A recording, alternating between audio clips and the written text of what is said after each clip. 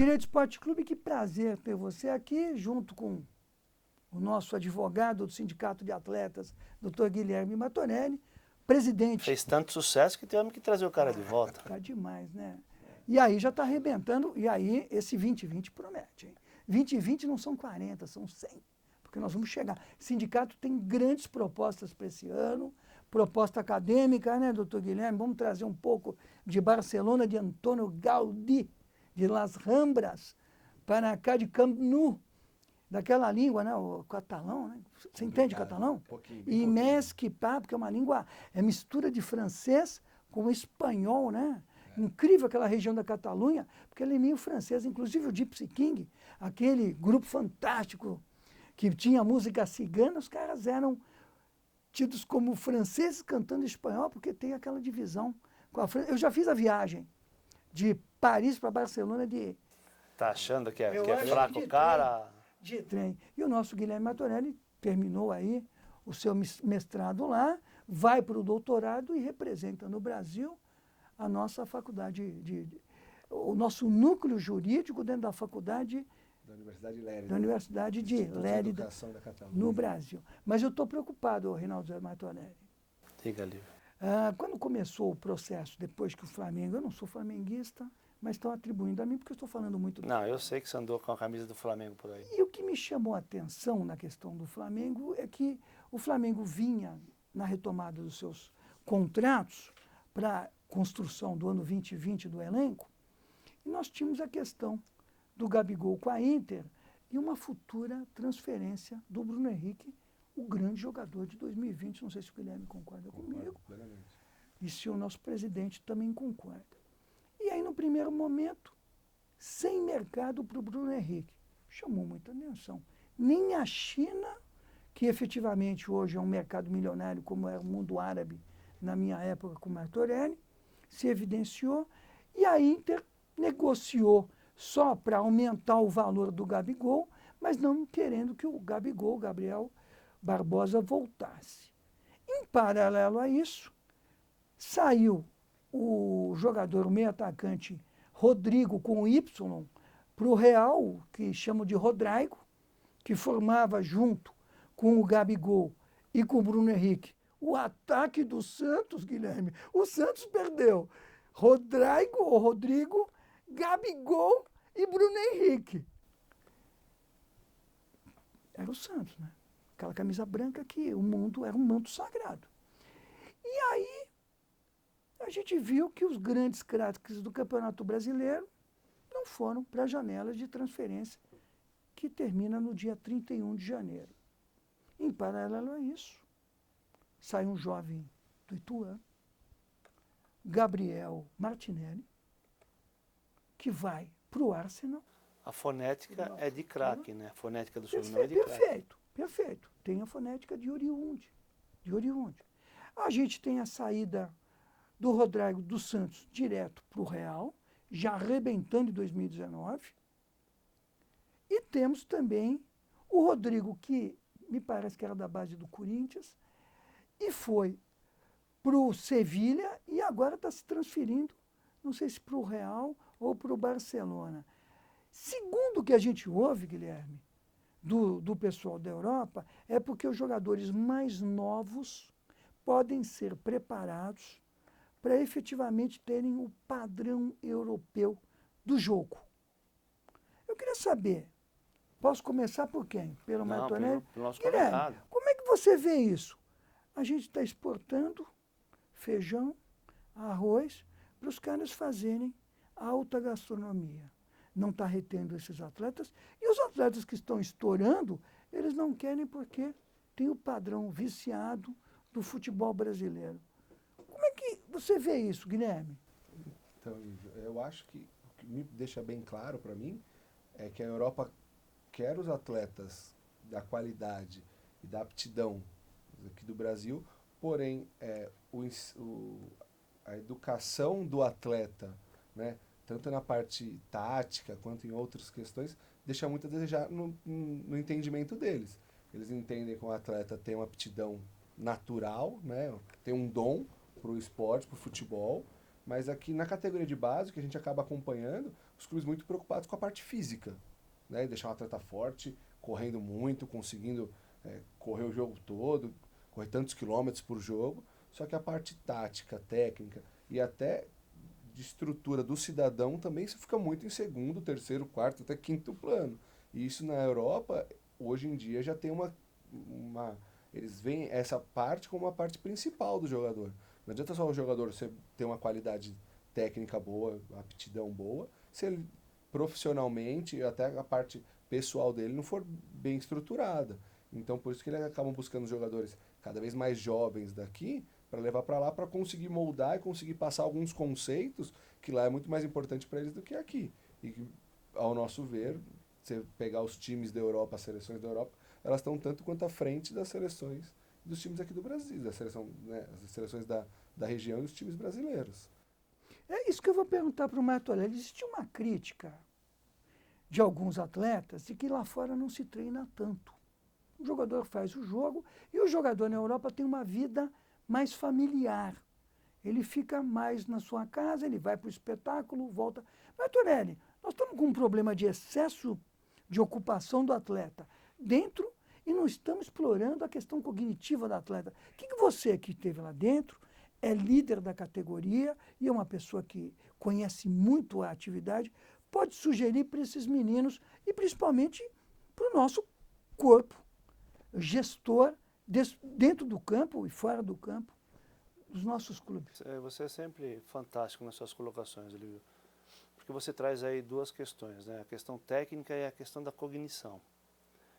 E é exatamente aí que a gente sempre se bate, né? O atleta brasileiro, ele é formado já formado num formato que a sua cognição é pouquíssimo explorada. Então é uma coisa mais mecânica, né? E o atleta europeu, você percebe a diferença de cognição, e isso faz com que o atleta europeu tenha mais fácil a adaptação, mesmo nas condições de sua vida, quanto nas condições de jogo. Ele se adapta mais fácil, ele consegue enxergar melhor o jogo, né? Não que ele tenha mais qualidade do que o brasileiro, porque não tem, isso está comprovado, que o atleta brasileiro ele tem facilidade de lidar com a bola, tem facilidade inclusive, que é o que assusta o povo lá de fora, é a mudança de direção no jogo, a rapidez com a mudança de direção. Mas nem sempre, por uma questão mesmo de emocional, cognitiva que atinge o emocional, né? É isso que eu estou querendo dizer. É uma questão emocional, nem sempre ele consegue desenvolver, porque tem outras barreiras para ele transpor até chegar no cerne da questão, que é jogar futebol. Você pega, você está falando bastante do Flamengo nesses últimos programas e hoje também, você pega o Gabigol. O Gabigol, na verdade, a Inter negociou com o Flamengo, mas a Inter não queria o Gabigol, ela já tinha deixado bem claro. Porque ele não se adaptou lá na Inter e não se adaptou em Portugal. Né? Então, como explicar isso? Um menino com aquela qualidade não se adaptar, né, na Europa, em países que não são tão hostis para nós brasileiros, quanto seria a Inglaterra, a Alemanha, uma Dinamarca, né? Então, como ele não se adaptou? E outra, e a gente indo um pouquinho mais longe, no caso do Gabigol, analisando o jogo dele contra o River, né, ele jogou 4 minutos, que foram suficientes, ok. Mas foram 4 minutos, e aí, porque assim, é lógico que a gente ficou muito feliz com a vitória do Flamengo, mas se você for olhar volume de jogo, qualidade, não era para ter ganho do River. Sim. Não era para ter ganho. Então, inclusive com a participação do Gabigol, da forma como foi, tímida como foi. Até mesmo o Bruno Henrique, tímido, o Arrascaeta quase não existiu naquele jogo, como não existiu também na final contra o Liverpool. E o Arrascaeta não é brasileiro, mas está adaptado ao futebol brasileiro. O que acontece? É essa a diferença. Enquanto que, e aí eu tenho uma coisa eu tenho os dois sobrinhos da minha irmã mais nova, são Liverpool doentes, são doentes. Já eram, não é de agora não. Eles já são, tem uns 10 anos que eles falam do Liverpool e Liverpool. E aí tem uma brincadeira que a gente fala do Firmino, né? Porque eu reputo o Firmino com uma alta capacidade, um craque. O cara entende o jogo. Um craque. Porém, ele é um craque quando está jogando com o Mané e com o Salah. Tá.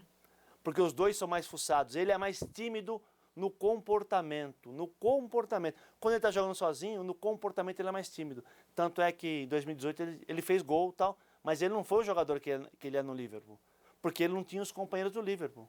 Então fala, não, os meus sobrinhos falam, mas é um craque. Não, craque são os outros dois, que pegam, vão para cima. Agora, quando a bola cai no pé dele, ele sabe jogar. Mas no comportamento, no emocional, ele está sempre retraído.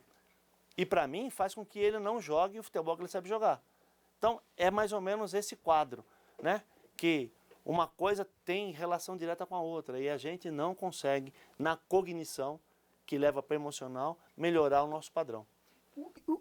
Agora, trazendo para o Liverpool, que eu achei muito legal, a gente vê que tem o dedo do Klopp na posição do Firmino. E a gente percebe que os técnicos, diferentemente do Brasil, onde a gente ainda confunde treinador com técnico, e isso dá uma super discussão, o pessoal daqui ficou muito enciumado com Jorge Jesus e com Jorge Sampaoli. Ficaram muito enciumados, esses caras não inventaram nada.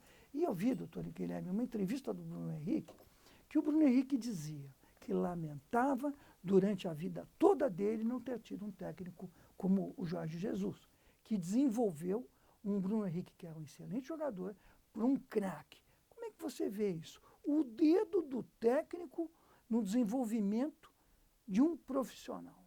É mito. Isso acontece. Coincidiu do português chegar a encaixar com o nosso mineiro Bruno Henrique, ou efetivamente houve inteligência sistêmica, houve jogo? Como é que você vê isso? Eu acho que se você pegar os resultados do mesmo Flamengo antes dele chegar e depois dele chegar, a resposta está aí. Alguma diferença tem. Até o né? Abelão ficou enciumado, falou que ele tinha dedo do Abelão nisso. Mas não estava ganhando, né? Tinha o dedo dele, só não tinha o gol. Ele não fez a parte do gol no treinamento. Eu acho que é isso. Eu acho que você vê que alguns técnicos, infelizmente os de fora, estão se destacando aqui por ter um conceito diferente do que é ser técnico de futebol. Pelo que a gente vem acompanhando os resultados no Brasil, e o futebol que é apresentado, depende de resultado, no Brasil e fora do país, até em países menores, com menor expressão, com menor dinheiro para isso, deixa claro que a cabeça do técnico estrangeiro, aí você vai pegar o europeu ou até o argentino e os chilenos que têm se destacado, é uma cabeça diferente dos técnicos brasileiros. Eu acho que é uma parte mais preocupada com a parte técnica do time, explicar isso para o jogador entender essa situação, a parte tática e técnica do jogo, para conseguir desempenhar muito melhor e conseguir ter um resultado melhor. Como o Martorelli estava falando, se o jogador ele não tem cognição para entender o que está acontecendo no jogo e mudar sozinho algumas atitudes dentro do jogo, não vai ter um resultado diferente.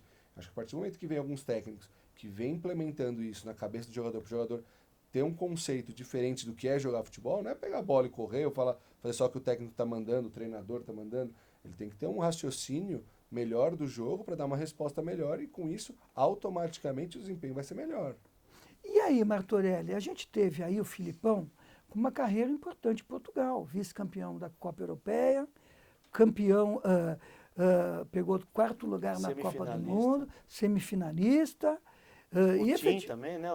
Eu sempre Tim, brincava com... O Evaristo também, em Barça e Madrid. Será que esse pessoal... é mito do Jorge Sampaoli e do Jorge Jesus, agora o Gesualdo vindo aqui para o Santos, ou efetivamente, como disse o nosso Guilherme, nós vamos ter que aprender muito com esses técnicos internacionais. Quem sabe um dia o Mourinho aqui vem estacionar no Brasil para também pegar algum clube. Você acha que a gente tem muito que aprender com essa turma? Lívia, primeiro eu ia completar, tem uma brincadeira que eu faço com o Joaquim Evangelista, que é o presidente do sindicato português. A gente trabalhava juntos e tem contato até hoje, trabalhava juntos no sindicato mundial, que eu dizia que os melhores resultados de Portugal eram com treinadores brasileiros. Ele não perdeu a chance de dizer, né, quando o Flamengo foi campeão, de me mandar uma mensagem e falar aí, sejam bem-vindos.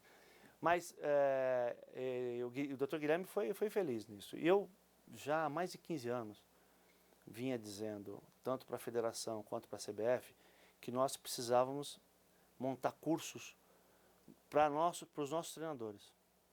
Né? O curso que a gente tem ainda é insuficiente. Um curso de visão de jogo diferente, um curso de de pensar o futebol diferente, de pensar a gestão das pessoas, não é só o futebol, de gestão de pessoas, porque o que o Klopp mais faz é gerir todo o time, né? É o que mais faz.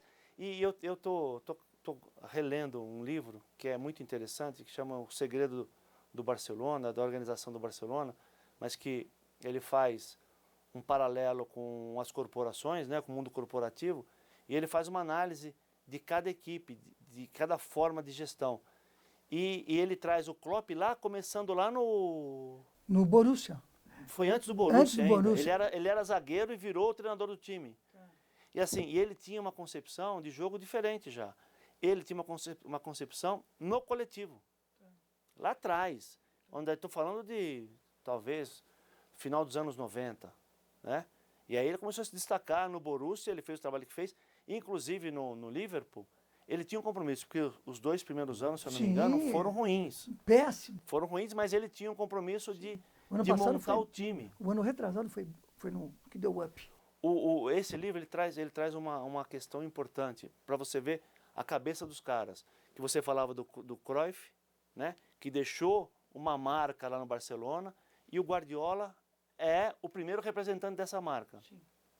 E o livro traz uma coisa importante. No primeiro jogo do Guardiola como treinador, o jogo estava 0-0, é um jogo duro, eu não me lembro contra que adversário, num lance, num chute para gol que o Barcelona deu, que a bola passou perto, ele imediatamente se virou para o banco, para perceber qual era o ânimo do pessoal. Então aqueles que saíram do banco para pular tal, ele manteve no ano seguinte. Aqueles que estavam acomodados, sentados, ele mandou embora. Eu falei, esses caras não têm compromisso com o que a gente está fazendo aqui. Então você imagina, se os caras do banco não têm compromisso, o que ele quer dos caras que estão jogando. Então é uma outra concepção, vai buscar elementos humanos para poder montar primeiro um time e depois adaptar individualmente suas peças. A gente não faz aqui. A gente ainda tem treinador que tem salário de R$1 milhão, né? Que na hora de bater pênalti, o time, ele fica ajoelhado rezando. Né? Então, cara, se você não sabe que você treinou, a capacidade do seu time, você tem que rezar mesmo. Mas não adianta jogar para Deus, se você não se preparou. E a gente tem muito isso ainda. E eles lá não, eles trabalham. É trabalho, não tem esse negócio. Trabalho, visão de jogo, campo. E eles treinam menos e produzem mais. Sabe que Estudam mais também, né? Sabe Eles estudam mais os adversários, estudam mais a intensidade do jogo, o conceito. Sabe o que eu estou pensando aqui, Guilherme? Eu vou falar com o Rogério Caboclo agora. Caboclo, você imagine o seguinte. Este aqui é um país de imigrantes. Eu sou de origem judaica romena, meus queridos aqui Martoreles italianos, Santoro italiano. O Guilherme, qual é a origem dele? Espanhol, teve lá e mandou muita foto no Facebook, é um facebookiano. Ele nasceu no Facebook, não nasceu no Brasil. E eu fico pensando, vamos supor que o Rogério Caboclo fizesse o seguinte, eu vou chamar o Pepe Guardiola para ser o técnico da seleção brasileira e vou fazer o sub-15, 17, sub-20, 23 com treinadores internacionais. Nós vamos dar um choque internacional no futebol brasileiro. Vamos pegar os caras do Liverpool, do City, dos times europeus e vamos montar aqui. Você acha que isso, você que traz agora essa questão internacional de Barcelona na sua formação, que já teve respirando o ar europeu, latino-americano no Chile recentemente.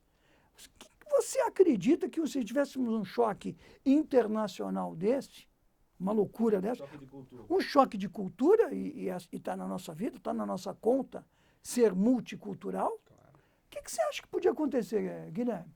É um resultado positivo, é óbvio.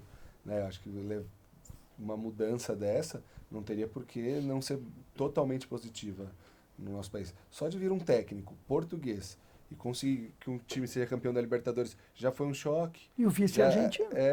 E o vice-argentino. Então, assim, isso já foi um choque para os treinadores, que foram os que mais espernearam nesse ano aí, porque a imprensa estava elogiando demais, mas já deixou bem claro que eles precisam, os treinadores brasileiros precisam se alterar, precisam mudar, precisam evoluir. Então, se isso fosse tomado por parte da Confederação Brasileira, seria de muita vantagem para o futebol brasileiro como um todo. Eu acho que o choque atingiria a todos de verdade, não só os que estão preocupados aí por conta do Flamengo ou do Santos com o Sampaoli, né? Mas acho que todo mundo teria que acordar um pouco para ver que o futebol hoje é outra realidade. Mas aquela realidade de juntar 11 ali, conversar e ver o que vai acontecer no jogo. Então eu acho que seria muito, muito vantajoso para todo o esporte no Brasil. Ah, mas tem, a E gente tem uma você, Martorelli, dificuldade. como é que você vê isso? Eu mudei todos os subs e dei para o Pepe Guardiola a seleção brasileira. É revolução? Lívio, para te dizer uma coisa, eu estava numa reunião aqui na Federação Paulista na semana que o Mano foi demitido, né? E a gente tinha 1 ano e meio só para a Copa do Mundo, faltava 1 ano e meio só. E uma reunião que estava o então presidente Marim, né? Tá. Marco Polo atendia como vice na CBF, presidente aqui e tal. E naquele momento eles me perguntaram, o que você faria? Quem que você colocaria? Qual foi a minha sugestão? O Guardiola. Ah, você quer ser campeão? Agora. Tem que botar o Guardiola. Você está ficando louco. Ele está ficando louco. Isso aqui não tem 2 estrangeiros aqui. Para dizer o seguinte, o Brasil ele é metido a ser autossuficiente no futebol. Ele carrega ainda uma falsa imagem de que nós temos o melhor futebol do mundo. Nós não temos mais o melhor futebol do mundo para nada. Né? Tanto é que nas categorias de baixo a gente não ganha mais. Ganha, agora que ganhou alguma coisa aí, mas não. Né? Quanto tempo sem? E tomou um baile da França que foi só na reza, hein? Quanto tempo sem? E a seleção principal, quanto tempo não ganha nada? O ego do dirigente brasileiro é muito grande. E os treinadores também. Porque você vê o cara que se preocupa em buscar um pouco mais de condição, de se preparar, que agora, por causa do Rogério, né?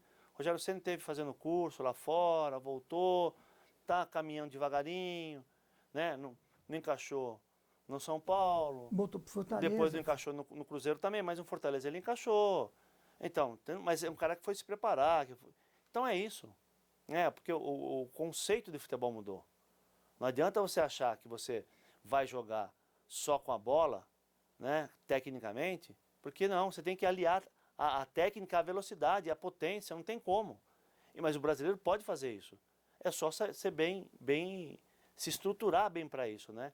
E tem um lance que marca para mim a diferença do futebol, que é a final da Copa de 70. O Brasil ganha 2-1 da Itália já, o 3º gol nosso. O Gerson, ele dá uns 6 tapas na bola. A Itália perdendo o jogo para nós, o Gerson, né? Clodoaldo, foi o Clodoaldo. Não, o Gerson aquele drible a de bola 5 para ele fazer o lançamento lá pro Pelé, tá. para jogar pro Jairzinho. Aí é demais, né? Então, mas você imagina hoje, um time perdendo no final da Copa do Mundo, o meio-campo ficar com a bola no pé e ninguém dá um aperto nele? E ainda ele teve a liberdade de fazer o lançamento ainda. Então, mas mudou, mas assim, a concepção. Porque, para dizer que antigamente se jogava mais quem tinha capacidade. Sim, hoje não é só capacidade. Porque não é só capacidade técnica, aliás, né? Perdão. Antigamente a gente montava um time e nem sabia que era o time adversário. Porque as informações não eram transferidas como hoje. Aliás, o vídeo que você mandou para mim do Ademir da Guia, pelo amor de Deus. Pelo amor de Deus. Fazia tempo que eu não via. Eu vi aquele gol de falta. Eu estava no estádio, Santoro, de frente. Eu estava nas costas do Ademir. Quando a gente estava indo embora, aquele gol foi aos 44 minutos, quando ele bateu de pé virado. E a bola foi fazendo curva, e o goleiro acho que foi o Santos, nem viu. Que pena. Parecia o Serra. O Ademir, Brasil e Argentina. mal teve chance na seleção brasileira, Ademir da Guia, porque tinha um monte de cara, tinha tal de Pelé que jogava na dele, e os caras vêm falar de futebol hoje, comparação, quer dizer, a comparação são idiotas, né? Sim. Mas querer comparar o tal de Pelé, o Ademir, Dirceu Lopes, Eterno eterno reserva brasileiro que então, hoje... jogaria na seleção do mundo, Dirceu Lopes, o Ademir jogaria na seleção do mundo hoje. O que a gente pode esperar dessa lição, Guilherme? Dessa lição do Jesus, do Sampaoli, para os nossos tecnicãos que estão todos de bico agora? Eu acho que é mais um conhecimento de que precisa estudar mais, precisa desenvolver mais, precisa evoluir se quer um desempenho diferente do que está tendo por aí. Né? A gente vê os jogos do Campeonato Brasileiro, do estilo brasileiro, a qualidade nos jogos tem caído e enquanto não mudar esse pensamento, vai ser complicado que o resultado seja diferente. Para finalizar, Martorelli, vou fazer uma provocação. O jogador brasileiro corre mais pelo estrangeiro, não corre tanto pelo técnico brasileiro, ou isso não incide? Na hora que o cara fala enrolado, eu dou a vida. Na hora que o cara chega na minha, eu vou na... Acho que não, acho que faz muito, é o trato mesmo. É o trato. É o trato. Profissional. Acho que o Jesus, trazendo o exemplo do Flamengo, ele foi inteligente no trato com os atletas. E aí faz com que a coisa ela evolua. Porque, assim, pode sair do futebol. Ninguém trabalha para um chefe chato, um líder chato. Quer dizer, um chefe, né? Porque o líder é aquele que inspira, o chefe é o que manda.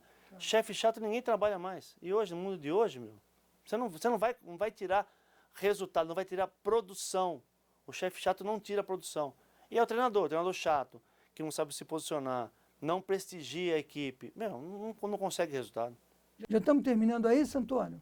Mas, para dizer, né, Guilherme, a gente sempre está torcendo para o futebol, Claro. um futebol diferente, mais intenso e espetáculo sim, né? Chega de empate, chega desse futebol retrancado e pelo menos isso que o Sampaoli e o Jesus trouxeram, não que eles sejam efetivamente a verdade e os outros técnicos sejam mentira. Aqui a gente não quer ser maniqueísta, a gente tem técnicos fabulosos como o Filipão, como o Parré, como o nosso Carille, como o Pofechou, O Tite, ou seja, a gente quer futebol girando e que esse maior espetáculo da Terra continue, né, Guilherme? Posso terminar, presidente? fica com Direito contigo. Esporte Clube, presidente. E nosso Guilherme, semana que vem a gente volta.